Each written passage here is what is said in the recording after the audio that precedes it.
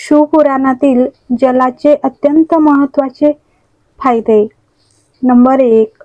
भगवान भोलेबाबा म्हणतात, तू माझ्यापाशी आलेला आहेस, मागू काहीच नको, फक्त मला जे स्नान घातले आहेत ते माझ्या चरणापर्यंत घेऊन जाय आणि ते जल सगळ्या घरात शिंपडून दे. तुझ्या घरात सुख संपदाने घर भरवणे माझे काम आहे. जिथे माझ्या चरणांचे रज पोहोचते तिथे सुख संपदा स्वयं पोहोचते. मी तिथे पोहोचून जातो. लोक पूजन करतात, जलही समर्पित करतात, परंतु घरी येताना खाली कलश घेऊन येतात. भगवंताला इतके वाईट वाटते की माझ्या दरवाजावरून खाली जात आहेत, मला किती वाईट वाटत आहे. जो येईल तो भरून घेऊन जाईल. घरी येताना 2 थेंब की होईना जल घेऊन यावे, यातच बरकत आहे. नंबर 2. आपण घरातून जल घेऊन जातो. ह्या सृष्टीवरील जेवढ्या नद्या आहेत, तेवढे सरोवर आहे, जेवढे तलाव आहेत, जेवढे कुंड आहेत, त्या साऱ्या तीर्थांचे संपूर्ण जल जेव्हा आपण घरातून जल घेऊन निघतो तेव्हा त्या साऱ्या तीर्थांचे जल आपल्या कलशामध्ये येते. जेव्हा आपण ते जल भगवान शिवावर समर्पित करून देऊन 2 थेंब चरणापर्यंत घेऊन जातो. शिवपुराणात सांगण्यात येते की पद्मपुराणानुसार सांगण्यात येते की ते जल साधारण राहत नाही, गंगाजल बनून ते आपल्या घराला पवित्र करण्यासाठी पोहोचते. ते पवित्र गंगाजल बनून जाते. नंबर 3. 3 प्रकारचे जल भगवान शिवाला समर्पित होतात. 3ही प्रकारच्या जलाचे अलग अलग भाव आहेत. पहिले जल साधे जल.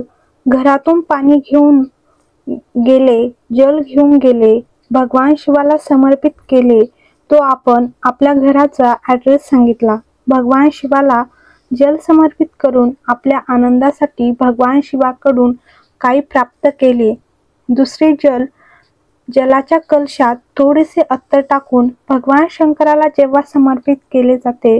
घरात एखादी व्यक्ती खूप आजारी असेल, त्या व्यक्तीच्या हाताचा स्पर्श करून भगवान शंकराला ते जल समर्पित करायला प्रारंभ करावे. फक्त 5 किंवा 7 दिवस हे जल समर्पित करावे. 7 दिवसानंतर त्या व्यक्तीचे क्रम बघावे आणि आराम लागला आहे, औषधी काम करायला प्रारंभ केले की नाही हे बघावे. फक्त अत्तर टाकून जल समर्पित करावे. तिसरे जल. बेलपत्राचे जल.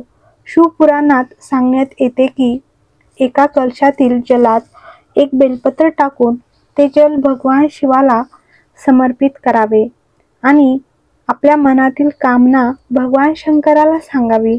केवळ बेलपत्राच्या माध्यमातून सांगावी, बोलून नाही सांगायचे आहे. भगवान शंकर आपली कामना पूर्ण करतात. नंबर 4. आपण रोज मस्तकावर त्रिपुंड लावू शकत नसाल, भस्मचंदन लावू शकत नसाल, तर शिवलिंगावर जे जल समर्पित केले जाते त्या जलाला आपल्यावरती थोडेसे शिंपडावे, तर 24 तास एनर्जी राहते. नंबर 5. आपल्या एखाद्या चेकअपसाठी आपण हॉस्पिटलला जात असेल तर त्याआधी भगवान शिवाच्या मंदिरात जावे. 1 लोटा जल समर्पित करावे आणि त्या जलाचे आचमन करावे. 1 बेलपत्र उचलून घ्यावे.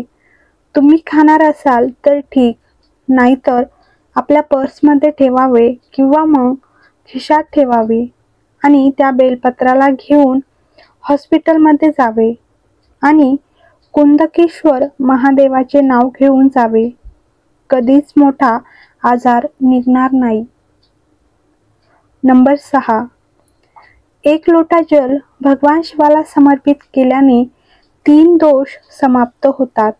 पहिला, भगवान शिवाच्या शिवलिंगावर जल समर्पित केल्याने पितृदोष समाप्त होतो. दुसरा, भगवान शिवाला जल समर्पित केल्याने वास्तुदोष समाप्त होतो. आणि तिसरा म्हणजे भगवान शिवाला 1 लोटा जल समर्पित केल्याने कालसर्प दोष समाप्त होतो. आपल्या स्वयंपाकघरातून जे जल आपण घेऊन जातो आणि भगवान शिवाला समर्पित करतो त्यांनी आपला वास्तुदोष समाप्त होतो. नंबर 8. आपल्या घरातील माठ, हंडा त्या ठिकाणी पितरांचे स्थान असतात. जल भरलेले असते. त्यातून जल भगवान शिवाला समर्पित केले तर पितरांचे देवता आर्यमा भगवान शंकराच्या सांगण्यावर चालतात.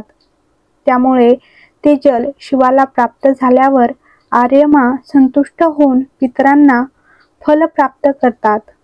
नंबर 9. भगवान शंकराला 1 लोटा जल समर्पित करत असाल तर आपला कालसर्प दोष समाप्त होतो. आपल्याला कालसर्प दोष होतो कसा? भगवान शिवाला वाहिलेले जल तुळशीला टाकल्याने आपल्या पत्रिकेत कालसर्प दोष होतो. नंबर 10. भगवान शिवाचा शिवलिंगावर पहिले बेलपत्र आणि नंतर जल समर्पित केल्याने रोगमुक्तीसाठी हे जल समर्पित करतात. नंबर 11. चांगल्या कार्यासाठी, आपल्या मनाच्या प्रसन्नतेसाठी, आनंदासाठी आपण भगवान शिवाची आराधना करत असतो, तर आपण पहिले जल समर्पित करून नंतर बेलपत्र समर्पित करावे. त्याचा लाभ आनंदमय होतो. तुम्हाला हा व्हिडिओ आवडला असल्यास लाईक करा, कमेंट करा आणि चॅनलवर नवीन असाल तर चॅनलला नक्की सबस्क्राईब करा. हर हर महादेव. श्री शिवाय नमस्तुभ्यम.